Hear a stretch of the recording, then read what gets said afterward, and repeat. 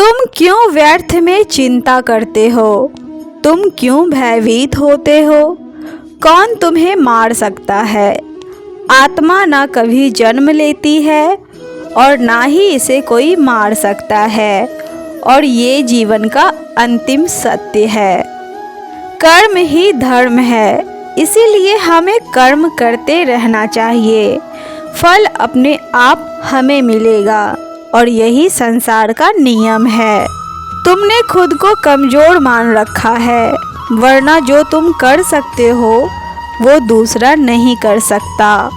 जब तक तुम डरते रहोगे तब तक तुम्हारे जीवन का निर्णय दूसरे लोग लेते रहेंगे।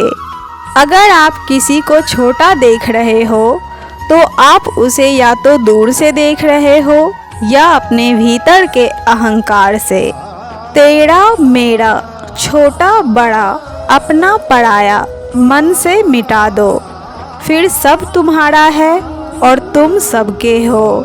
शरीर जल से पवित्र होता है, मन सत्य से, बुद्धि ज्ञान से और आत्मा धर्म से।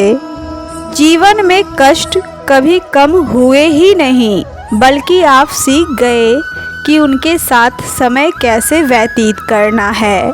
जन्म लेने वाले प्राणी की मृत्यु उतनी ही निश्चित है जितना हर व्यक्ति का जन्म निश्चित है। इसीलिए जो निश्चित है उस पर कभी भी शोक मत करो। जो बीत गया उस पर विलाप कैसा, जो है उस पर अहंकार कैसा, और जो आने वाला है उसका मोह कैसा। मूर्ख ज्ञानियों से भी नहीं सीख पाते और ज्ञानी मूर्ख से भी सीख लेते हैं। तू करता वही है जो तू चाहता है, परंतु होता वही है जो मैं चाहता हूँ। तू वही कर जो मैं चाहता हूँ, फिर होगा वही जो तू चाहता है। मित्रता आवश्यक है, संबंध भी आवश्यक है, परंतु जीवन की हर कठिन परिस्थिति यह दर्शाती है कि अकेले रहने की कला का आना भी परम आवश्यक है।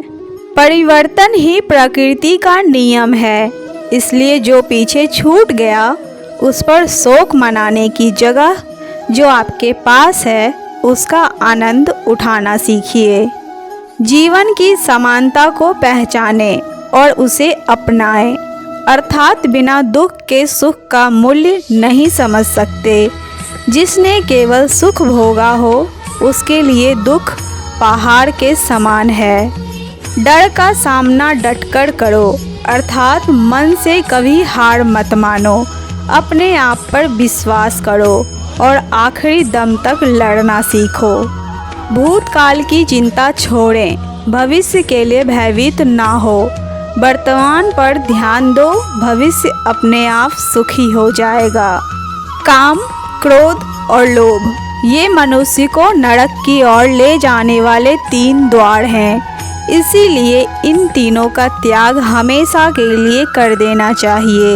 मनुष्य के दुख का कारण उसका प्रेम ही है। वह जितना अधिक मोह करेगा उतना ही अधिक कष्ट भी वही भोगेगा। सुख दुख, लाभ हानि, जीत हार की चिंता ना करके मनुष्य को अपनी शक्ति अनुसार कर्तव्य कर्म करना चाहिए। ऐसे भाव से कर्म करने पर कभी भी पाप नहीं लगता। आप वापस नहीं जा सकते और शुरुआत को नहीं बदल सकते हैं, लेकिन आप जहाँ हैं वहाँ से शुरू कर सकते हैं और अंत को हमेशा के लिए बदल सकते हैं।